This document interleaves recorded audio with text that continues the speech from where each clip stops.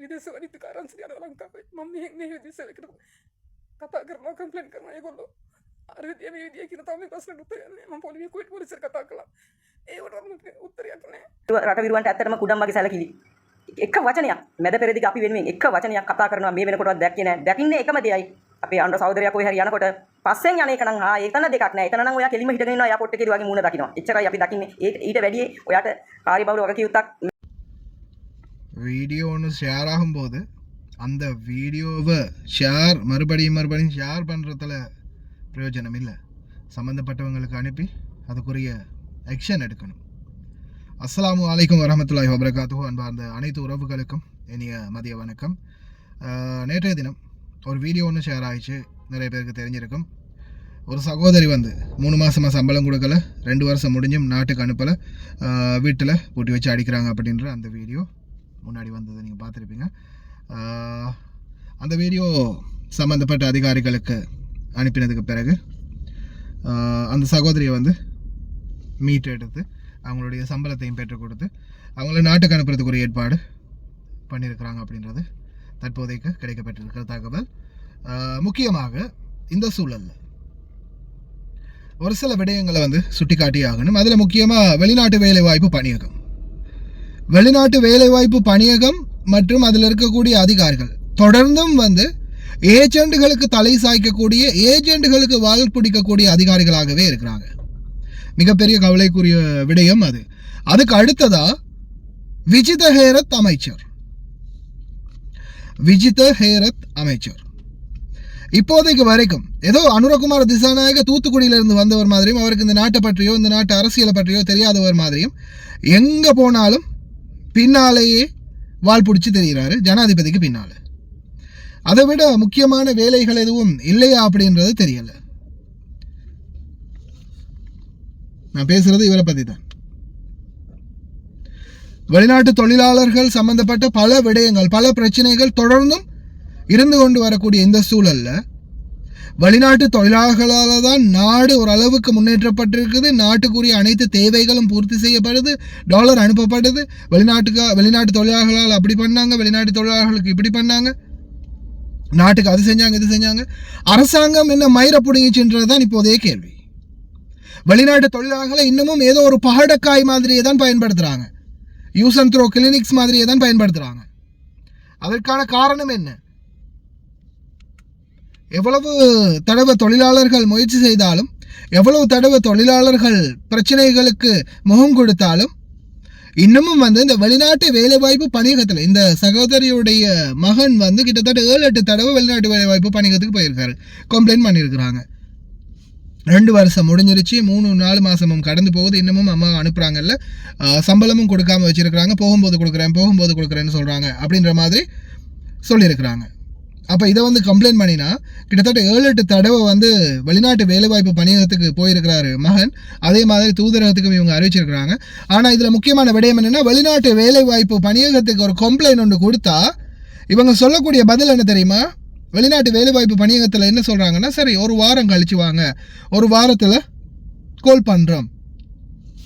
ஒருத்தரை ரூமில் அடைச்சி வச்சிருக்கிறாங்க, சாப்பாடு தண்ணி கொடுக்கல, அடிக்கிறாங்க, அவங்களுடைய கான்ட்ராக்ட் காலம் முடிஞ்சிருச்சு, 3-4 மாதமும் பிந்திடுச்சு, சம்பளம் கொடுக்கல, அவங்களுடைய உயிருக்கு ஆபத்து அப்படின்னு சொன்னாலும் ஏன் இந்த 1 வார காலம் இழுத்து அடிக்கிறாங்க?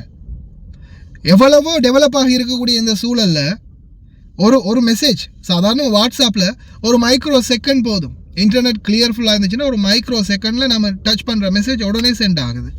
அப்படி இருக்கும்போது ஏன் எங்களுடைய இந்த வெளிநாட்டு வேலை வாய்ப்பு பணியாக அதிகாரிகள் தொடர்ந்தும் இந்த 1 வார கணக்கில் பிரச்சனைகள் ஏதாவது ஒன்று வந்தால் 1 வார கணக்கில் இழுத்து அடிக்கிறதுக்கான காரணம் என்ன? அதே போல விஜித ஹேரத் அமைச்சர், தயவு செய்து இந்த பதவியை திறந்து நீங்க வேற ஏதாவது பதவியை எடுத்துக்கோங்க, இந்த பதவியை திறந்து யாருக்காவது ஒருத்தருக்கு செய்யக்கூடிய ஒருத்தரை கொடுங்க. அதுதான் இப்போதைய எங்களுடைய முக்கியமான கோரிக்கை. அனுரகுமார திசாநாயக ஜனாதிபதி அவர்களிடம் கேட்கக்கூடிய முக்கியமான ஒரு வேண்டுகோள் இதுதான். ஏன்னா இதுக்கு முன்னாடி இருந்த யாராவது பேர் என்ன, மனுஷ நாணயக்கார கூட ஏதாவது பொய்ய சொல்லிக்கிட்டு, சரி ஏதாவது ஒன்று சொல்லிக்கிட்டு மீடியாவில் வந்து எனி டைம் ஏதாவது ஒரு அப்டேட்டை கொடுத்துக்கிட்டு இருப்பான். இந்த விஜித ஹேரத் ஜனாதிபதி அனுரகுமார திசாநாயகக்கு பின்னால இன்னைக்கு வரைக்கும் எங்க போனாலும் பின்னால ஏதோ அதுவும் மாதிரி வாழும் என்ற மாதிரி பின்னாலேயே தெரிகிறார். எந்த ஒரு முயற்சியும் எடுத்ததுக்கான வெளிநாட்டு தொழிலாளர்களுக்கான எந்த ஒரு சாதகமான ஒரு வேலைப்பாடுகளும் நடந்த பாடில்லை. தொழிலாளர்களுடைய நிலைமை இன்னமும் அதே நிலைமையிலே தான் இருக்குது. வெளிநாட்டு தொழிலாளர்களுக்கான எந்த ஒரு சாதகமான முடிவுகளும் அரசாங்கத்தால் இன்று வரைக்கும் கிடைக்கப்பெறவில்லை. பேருக்கு வெளிநாட்டு தொழிலாளர்கள் பேருக்கு மட்டும்தான் வெளிநாட்டு தொழிலாளர்கள். ஆனா இன்னமும் சரியான ஒரு சூழல், சரியான ஒரு ஒரு முடிவு இன்னமும் அரசாங்கத்தால் எடுக்கப்படலை. 25 வாக்குறுதிகள் தந்தாங்க இந்த அரசாங்கம் உருவாகும் போது. ஆனா இன்னமும் ஒரு வாக்குறுதி கூட நிறைவேற்றப்படலை. இப்போதைக்கு வரைக்கும் வெளிநாட்டு தொழிலாளர்கள் பாதிப்பிலேயே தான் இருக்கிறாங்களே தவிர அவங்களுக்கான சாதகமான எந்த முடிவும் இல்லை. தயவு செய்து இந்த வீடியோ பார்க்கக்கூடியவங்க முடிந்த வரைக்கும் சம்பந்தப்பட்ட அதிகாரிகளுக்கு சென்று அடையும் வரை தயவு செய்து பகிருங்க. எத்தனையோ வீடியோக்களை ஷேர் பண்ணுறீங்க, இந்த மாதிரியான வீடியோக்களையும் ஷேர் பண்ணுங்க. தொடர்ந்தும் உங்களுக்காக எங்களுடைய குரல் தொடர்ந்தும் வெளிநாட்டு தொழிலாளர்களுக்கு சாதகமாக ஒலிக்கும். இந்த சகோதரி தற்போது தூதரகத்துக்கு அறிவித்த பிறகு, ஏன்னா வீடியோ நிறைய பேர் வீடியோ ஷேர் பண்ணியிருந்தீங்க, வீடியோ இந்த வீடியோ போடுங்கன்னு வீடியோ மட்டும் போடுறதுல எந்த பிரயோஜனமும் இல்லை. வீடியோ போடும்போது அது சம்மந்தப்பட்ட அதிகாரிகளுக்கு இன்ஃபார்ம் பண்ணி அவங்களால எந்த ஒரு முடிவும் நம்மளுக்கும் கிடைக்கலன்ற பட்சத்தில் தான் வீடியோ பப்ளிஷ் பண்ணணும். ஏன்னா அவங்களுடைய வீடியோ ப்ரைவேட் ஆகின பிறகு நிறைய பேர் கேட்டிருந்தாங்க, என்ன வீடியோலாம் தூக்கிட்டாங்க, அந்த சகோதரிக்கு என்ன ஆச்சோ தெரியல அப்படின்னு. தூதரகம் அவங்கள பாரம் எடுத்திருக்கிறாங்க. மற்ற ஏற்பாடுகள் எல்லாமே அவங்களுடைய மிகுதி சம்பளம், அவங்களுக்கு கிடைக்க வேண்டிய எல்லா சலுகைகளையும் வாங்கி கொடுத்து நாட்டுக்கு அனுப்புறதுக்குரிய ஏற்பாடுகளை பண்ணுவதாக உறுதி அளிச்சிருக்கிறாங்க. முடிந்த வரைக்கும் இந்த வீடியோவை தயவு செய்து ஷேர் பண்ணுங்க. உங்களுடைய கருத்துக்களை மறக்காம கமெண்ட்ல பதிவு பண்ணுங்க. இன்னொரு நல்ல வீடியோவில் சந்திக்கலாம். සුබරාත්‍රයක් යාළුවනේ. මම දැන් තමයි කාමරේට වැඩි කරගත්ලා ආවේ. මම මේ වීඩියෝ එක කරන්න මට වෙලාවක් තිබුණේ නැහැ. ඇත්තටම මම මේ වගේ වීඩියෝ කරන්න බලාපොරොත්තු වෙන්නේ නැහැ. මම කුවේට් එකට ඇවිල්ලා අවුරුදු 2යි මාස 2ක් වෙනවා අදට. ඉතින් මගේ අවුරුදු 2 කාල සීමාව අවසానයි. මේගොල්ලෝ මේක ගෑනු කෙනා මට යන්න දෙන්නේ නැහැ ලංකාවට. මම ලංකාවේ විදේශ වැඩිත කාර්යාංශයට පැමිණිලි කළා මගේ පුතා. මම කුවේට් එකේ පැමිණිලි කරලා තියෙනවා. ඉතින් ඒගොල්ලෝ මට මේ ප්‍රශ්නෙට විසඳුම්න්නේ සනීප නෑ ලංකාවට යන්න ඕනි. මගේ කකුලක් හිතිවිලා ඊටගෙන ඉන්න හරි අමාරුයි. මට බෙහෙත් ටිකක් දෙන්නේ නෑ. මගේ පඩිය දෙන්නේ නෑ. දැන් මාස 3ක පඩිය ඉර කරලා පඩියක් භාගය දීලා තියෙන්නේ. ඉතුරු භාගය මට දෙන්නේ නෑ. ඉල්ලපුවාම උඹ ලංකාවට යනකොට දෙන්න කියනවා. මං අපේ අන්ත කුමාර ජනාධිපතිතුමාගෙන් අද්ද කල්ල යනවා ඉන්නන්නේ. මට ලංකාවට එන්න. මේක කරලා දෙන්න. මට හරි අමාරු වැඩ කරන්න බෑ. මට බෙහෙත් ටිකක් නෑ. බෙහෙත් ගන්න එක යන්න කියනකොට කියන්නේ ලංකාවට ගිහලා බෙහෙත් කරගන්න කියනවා. ඉතින් ලංකාවට යන්න මේ මට ටිකට් එක දෙන්නේ නැහැ. මගේ පාස්පෝර්ට් මොකුත් දෙන්නේ නැහැ. මං කුවේට් තානාපති කාර්යාලයට කම්ප්ලේන්ට් කරලා තිනවා. ඊයේ කම්කරු එකට යන්න කියලා දෙන්න දීලා තිනවා. ඒත් අද එක්කන් ගියේ නෑ. අද දින 10 වෙනිදා. ඉතින් ඒකන් ගියේ නෑ. මමගේ අද කරන ලීලා ජනාධිපතිතුමනි මේ වීඩියෝ එක ඔබතුමාගේ ඇස් දෙකට දැක්කොත් මට ලංකාවට එන්න පිට වෙන්න කියන්න ගෙනෙන්නේ. මගේ දරුවා හැමදාම විදේශ වැඩිත කාර්යාංශයට යනවා ලංකාවේ. මම මේ විදේශයකට කතා කරනවා කම්ප්ලේන්ට් කරනවා. ඒගොල්ලෝ අර විදිය මේ විදිය කියන තාම මේ ප්‍රශ්නෙට උත්තර යන්නේ. මම පොලිසිය කුවේට් පොලිසියට කතා කළා. ඒවට මට උත්තරයක් නැහැ. මම කවුරුද කල්ලා වැඳලා කියන්නේ මට ලංකාවට යන්න ඕනේ. මගේ දරුවන්ට ගත්ත දේ බඩුවක්වත් මට කාගෙකට දාගන්න දෙන්නේ නැහැ.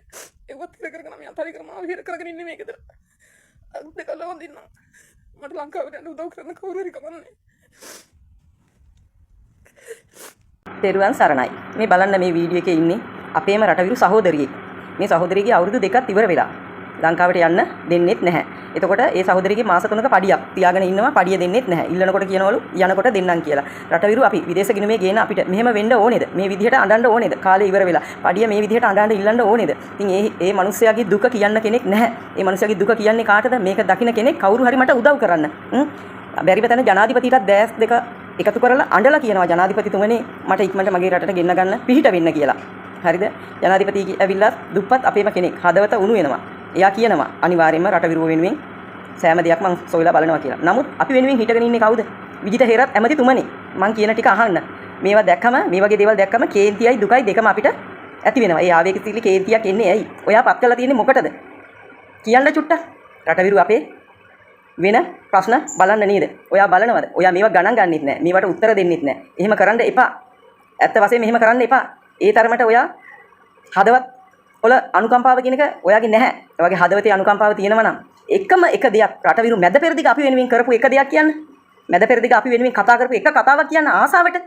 අනේ විජිත හේරත් ඇමතිතුමා අද මෙවැනි දෙයක් අපි වෙනුවෙන් කතා කරුවානේ කියලා නෑ කිසිම දෙයක් කතා කරන්නේ නෑ. ඒ වුණත් මේවත් දැක්කම මේ විදිහට අපිට ඔයගලන්ට කතා කරන්න සිද්ධ වෙනවා.